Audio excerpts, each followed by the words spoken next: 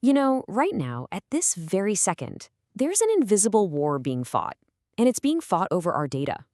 It's this constant battle of code and strategy we call cybersecurity.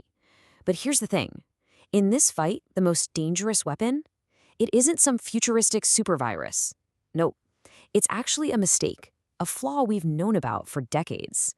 Let's dig into why. So, what's really at stake here?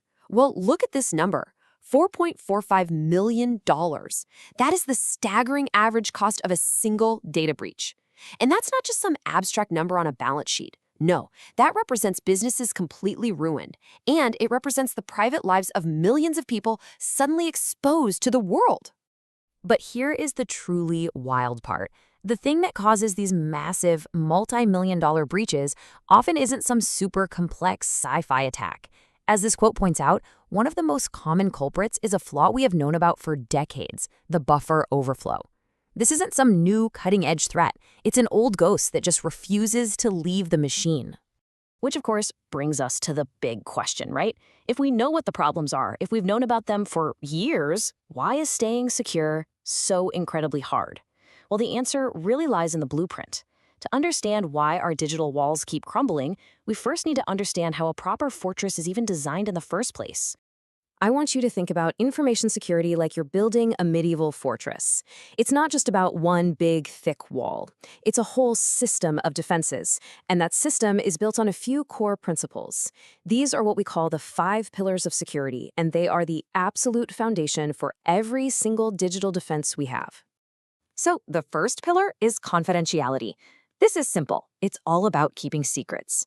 Inside our fortress, this is the role that says only the king and his most trusted advisors get to see the secret battle plans. In our digital world, it's about making sure that only the right people can access sensitive data. Period. Next up, we've got integrity. Okay, so your battle plans are secret. Great, but what if a spy sneaks in and changes a few key details? Integrity makes sure that can't happen. It's the guarantee that your data is exactly what you think it is. Accurate, trustworthy, and that it hasn't been tampered with. And the third pillar is availability. I mean, what good are your perfect secret battle plans if they're locked away in a vault and you can't get to them during the actual battle? Availability simply means the right people can get to the right information exactly when they need to. No delays. But, the digital world is a little more complex than an old castle, so we've added a couple more pillars. First is authenticity. That's like checking the royal seal on a message to make absolutely sure the messenger isn't an imposter. And non-repudiation? Well, that's like getting the messenger to sign a receipt, giving you undeniable proof that they delivered that specific message. If you lose even one of these 5 pillars, your whole fortress can come crashing down. Okay, so we have our 5 pillars, our blueprint. But how do we actually build it? How do we enforce these rules? Well, to achieve something like confidentiality, we need some serious tools. And the most fundamental tool in our entire digital arsenal is encryption, the art of creating digital locks and keys for our data. And there are basically 2 main kinds of these digital locks. First, you've got symmetric encryption.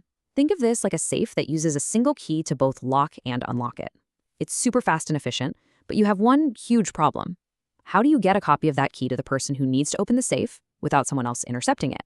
Then you have asymmetric encryption. This is more like a personal mailbox. Anyone can drop a letter in through the public slot, but only you have the private key to actually open the box and read what's inside. It's a bit slower, but it's brilliant for getting information securely. Okay, so here is where things get really smart. Modern systems, like the secure website you're on right now, use a hybrid approach to get the best of both worlds.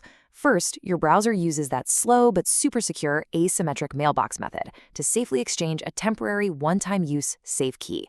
Then, for the rest of your session, it switches to the much faster symmetric safe method using that temporary key. It's this perfect blend of security and speed. Pretty clever, right? So our digital locks are incredibly strong. I mean, they're practically unpickable. So how do attackers still get in? It's simple, really. They don't bother picking the lock. They just kick the whole door in. And this brings us right back to that old ghost, the buffer overflow. Think of it less like carefully picking a lock and more like trying to shove an oversized key into the keyhole with so much force that the entire lock, the door, and the frame just shatters. Let's break down how that works. A program sets aside a little box in its memory, a buffer, to hold some data, like your username. Now, right next to that box in memory is the program's to-do list, the instructions telling it what to do next. An attacker sends way too much data. It completely fills the little box, overflows, and spills out all over that to-do list, literally overwriting the program's real instructions with the attacker's own malicious commands. So how on earth do you stop that? Well, as you can see on the right, we can use a pretty clever trick. We place a secret random value, we call it a canary, right next to the buffer, almost like a little tripwire. Now, before the program runs its next instruction, it just takes a quick peek to see if the canary is still there and unchanged. If an overflow attack happened, that spilling data would have wiped out the canary. The program sees the dead canary, knows it's under attack, and just shuts itself down before any real damage can be done. Now, protecting against attacks like this often requires security software to have its eyes on everything a computer is doing. And this leads to a huge, almost philosophical debate right at the heart of operating system design. Who do you trust with the master key to the entire fortress? Let me put it another way. Just how much power should we give our security software over the very core of our operating system, the part we call the kernel? Giving it that deep kernel-level access allows for incredibly powerful protection, but it also introduces some pretty profound risks. And this leads to two totally different philosophies.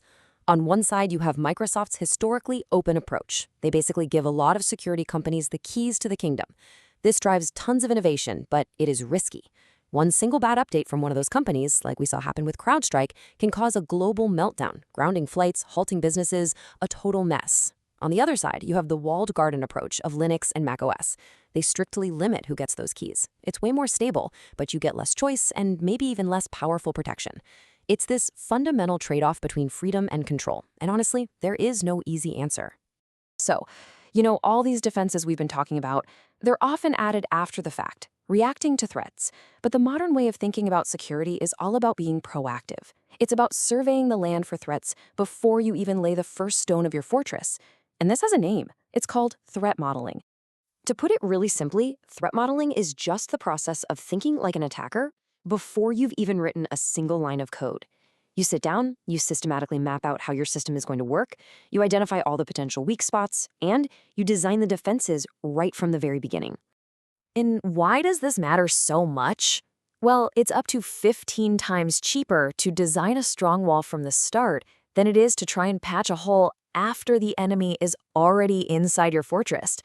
Being proactive with threat modeling isn't just good security, it's just plain good business.